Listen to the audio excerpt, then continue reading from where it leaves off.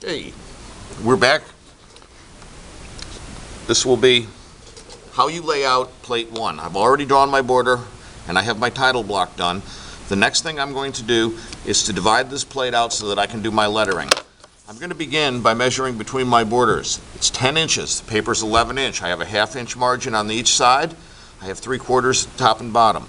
Halfway between 0 and 10 is 5. I'm going to put a small mark there.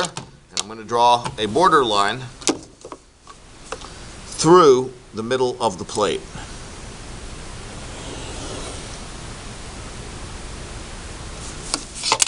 Now, the next part gets a little tricky. You're going to be dividing this section with marks 1/8, 5/16, 1/8, 5/16, 1/8, 5/16, 1/8, 5/16, all the way down the paper. This is going to allow us to put the whole alphabet on here.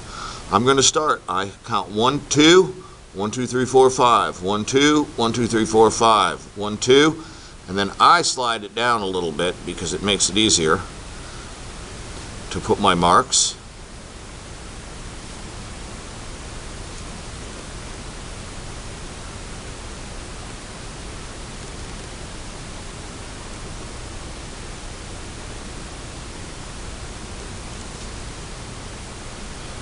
And carry all the way down through. When I reach the bottom, I should have 3/16 left, which I do. Okay, I made these marks a little bit dark so you could see them, but in reality, when you're drawing them, you want these to be nearly invisible. Now it's simply a matter of drawing all my construction lines. I'm going to take this. Now you have to be careful. You get some shadows off the T-square, off the plastic, so you have to be careful that you're actually hitting your mark and not hitting a shadow. Yes, we need better lighting, but it is what it is. And I'm going to draw construction lines. Again, these construction lines really should be very light. I'm darkening them up a little bit so that you're able to see them on the video.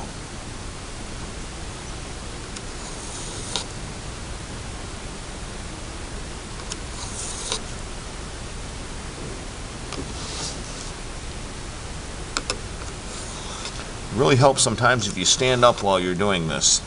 It makes it a lot easier. If you're sitting, you're reaching over and your vision isn't as good, and you're going to end up missing some of these lines, and they really need to be fairly precise, or else your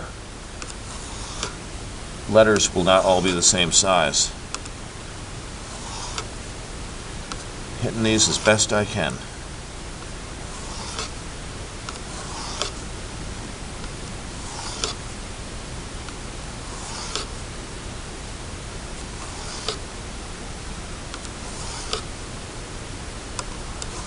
Okay.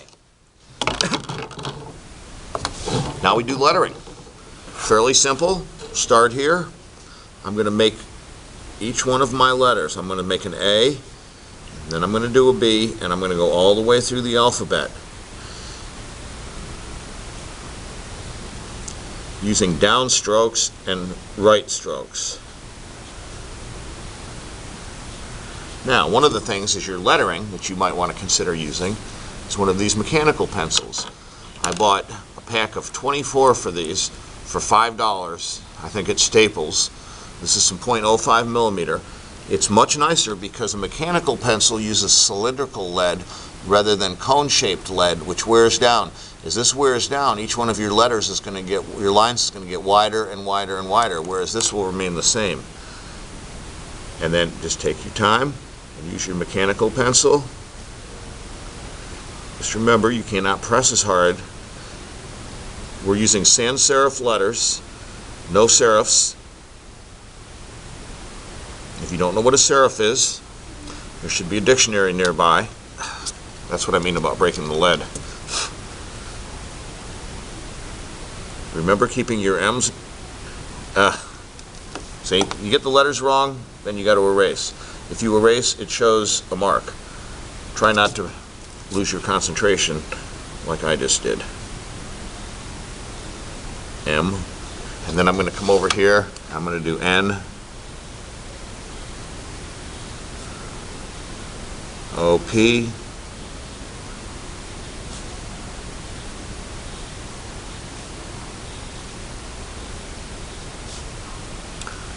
the idea of this is to learn to make precise letters. QRSTUVW.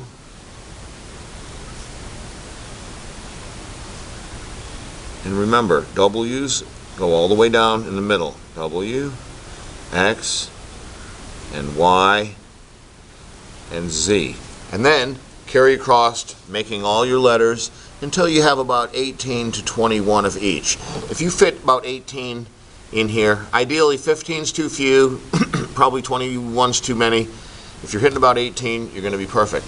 And then when you're done, you use your care, peel your tape off so you don't tear the paper. Don't leave the tape on the paper or on the board. Make sure you get all the tape off.